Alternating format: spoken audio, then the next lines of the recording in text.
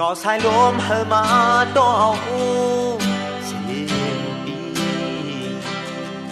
ส่งฮอดมือเป่าเขาเนื้อหูน้องอันนา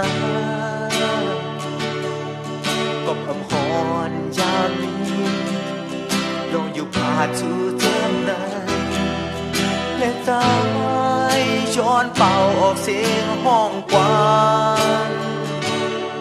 อยู่ห่างไกลกันหลายเฮียงลักบ่น้อง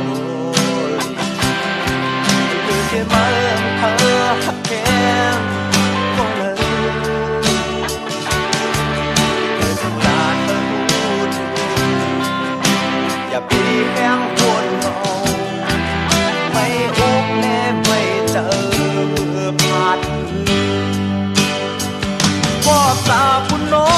งก็เลี้ยวลองอยู่เฮาเหมือนเจ้าเบินกว่าบนสันเป็นเท้ายาวมือหนา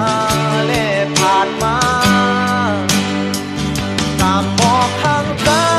จนที่สั่งเธออยู่ดีเนื้อโมโมอันงามเราตับตาผู้ยาพื้น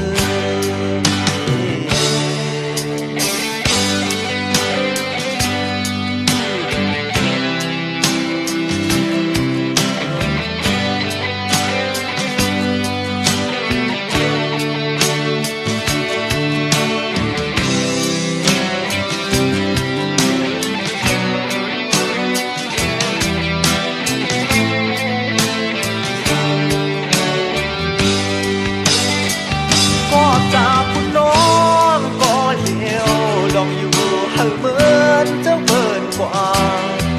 บนฉันเป็นเท้ายาว